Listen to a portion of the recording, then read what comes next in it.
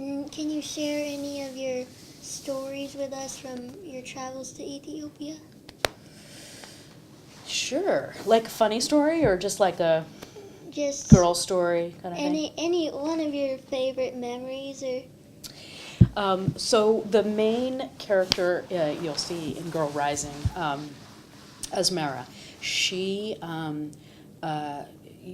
Ethiopia is big on coffee, so they have coffee ceremonies where they, roast the, for some reason they always do roasted popcorn there, and then they pound the coffee in these mortar and pestles, and then they put it through the hot water and give you coffee, and they always, it's at the perfect time. It's like 4 o'clock. You're starting to, get a little tired in the field.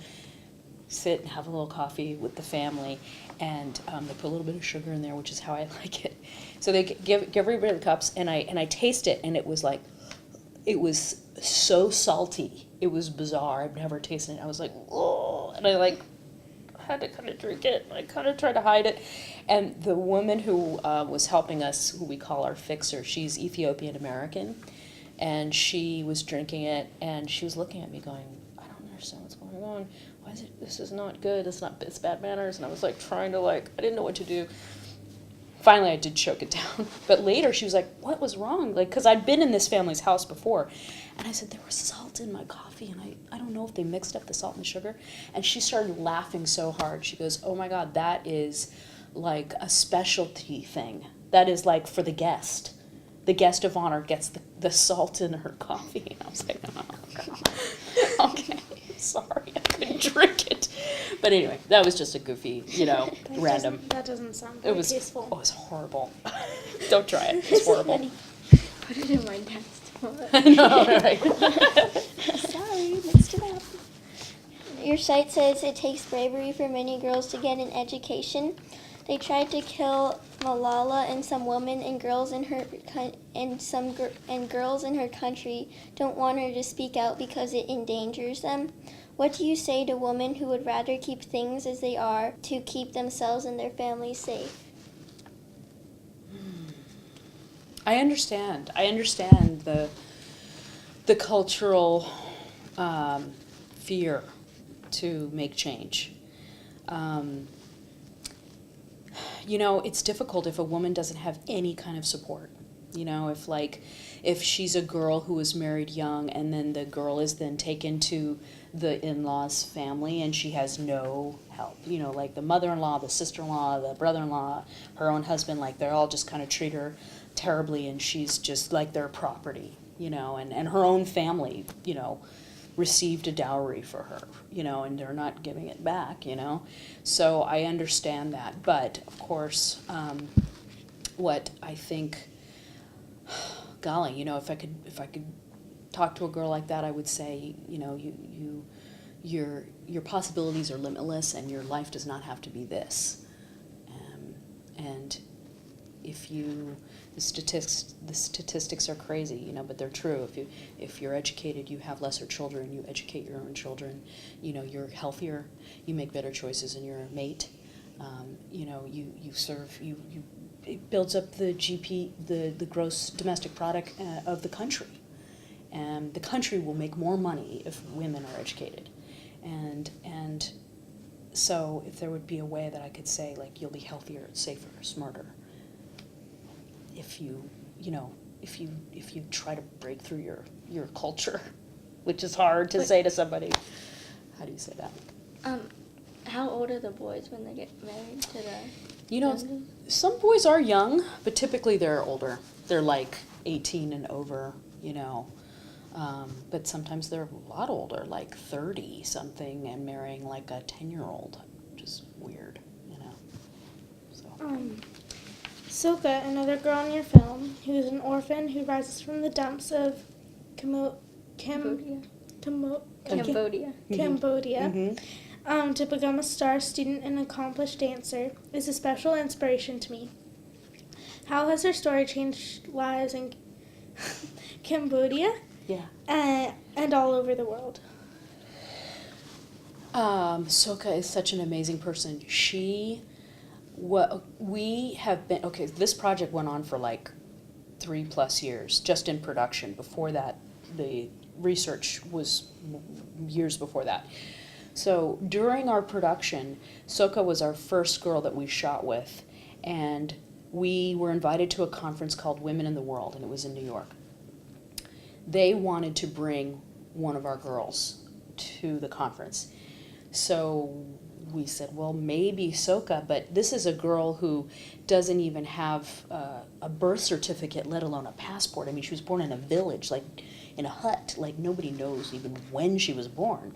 So I don't even quite know how they did it, pulled strings with State Departments, and the owner of her, or the manager of her, where she lived, the house, the home she lived in, went to the village and talked to the villagers and found out the dates, and basically we brought her to the United States, and it was a crazy feat to do it. And she danced on the stage, you know, the same stage as like, you know, Hillary Clinton and Meryl Streep, and just, we showed a clip of her speaking, and it just, everybody was just in the audience just crying, you know, just, and she's just so strong. You know, she's been through so much, and she just, all she wants to do is get her education and then give back to her family and then give back to her community. It's the exact thing that they say happens with girls who are educated. And she is just, she's amazing, amazing girl. The girls in your film have faced many obstacles. What are some obstacles you have faced making this movie? Whew.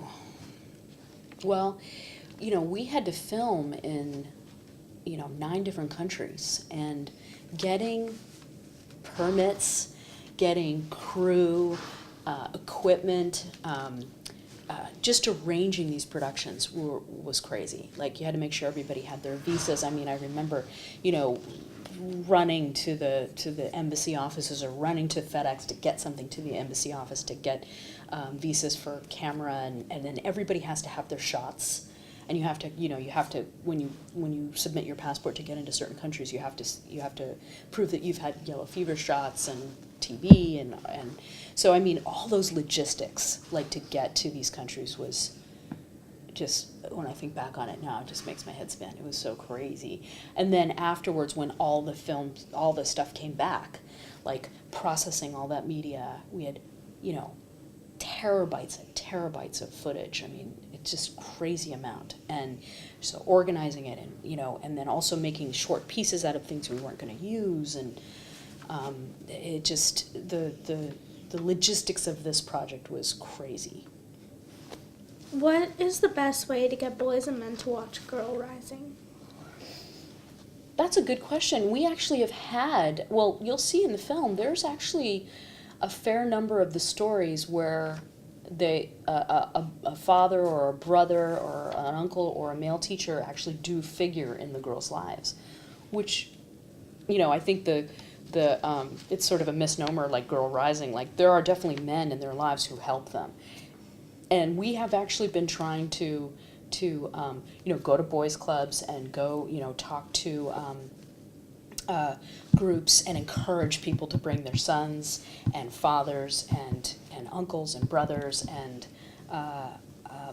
we've been working on that, and we do like media campaigns where it's a boy or a man holding a sign that says, you know, what does the future mean to me, and, you know, girls' education means, and then they write what it is, and, you know, have them, you know, tweet it out or whatever. So we've been trying to do that, and more it's happening, and that is very important to us.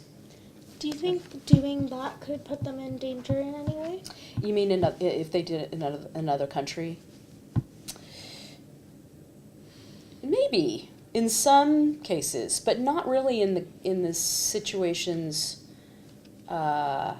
In our case, like with our girls.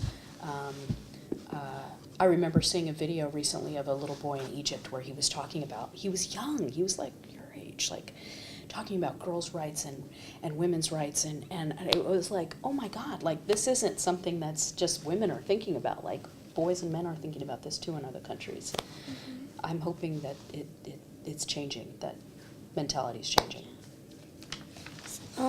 So my next question is kind of like comparing the two cultures. When many of my friends wake up and they worry about like how they're gonna look and what they want to wear. Do you think that this is a common experience for many of the girls in your film? Well, yeah, it's funny. I mean, the girls in our film, they, like, you'll see a scene in the Ethiopia film where Asmara's mom is doing her hair, and she hated having her mother do her hair. She's like 15. She hated the way her mother did her hair, and it just seemed very typical. It was like, I'm already arguing with my own daughter about, I put her hair up and she's like, I don't like it, and she takes it out, And it was just funny. There were a lot of similarities where she was wearing the same, like, little jacket the whole time, and we're like, hey, can you take that jacket off occasionally? And her mom, like, rolled her eyes, like, when she heard the translation. She's like, she never takes that jacket off. Like, and it was funny. It was like, they live in a hut, like, they're dealing with the same teenage kid stuff that we do. It was very funny, It's like, oh yeah, we're all pretty similar, All of us who see your film will go home and go to nice, soft beds tonight and wake up tomorrow and go to school or to work. What's one thing you hope we will do with the message of girls rising tomorrow and the days after that? My biggest hope is that you'll take the message with you, and hopefully, maybe you want to have a screening at your school, or maybe when you get into junior high or high school, you'll think about starting what's called a Girl Up Club. And Girl Up is an organization started by the UN Foundation, where girls here help get the message out and spread the word about girls and educating girls in other countries. And they have events, and you have local events, and it's basically talking about it and like figuring out like our whole thing was changing minds, hearts, and policy, and that's what we're hoping to do, is like change how people think at the governmental level, at the policy level about girls. And I think the more that people know about it, and the more it's on your radar, you come out of the screening, and maybe a week later you hear about something, and you'll be like, hey, talk to your friend, like, hey, I saw this movie, and there's this other screening that's happening, or there's this thing that's happening, a rally or something, let's go. And so we just hope more and more people talk about it. Money starts to flow to these countries. That's, it all starts hopefully trickling down. Thank you. Thank you. Thank you guys. Woo! We'd love to have a screening at our school. Oh yeah, well, this can happen. I will read. I will study. I will learn. If you try to stop me, I will just try harder. If you stop me, there will be other girls who rise up and take my place. I am change. I am my own master now.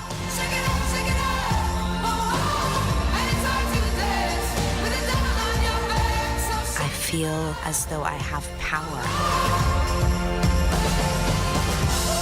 Now there's nothing to stop me.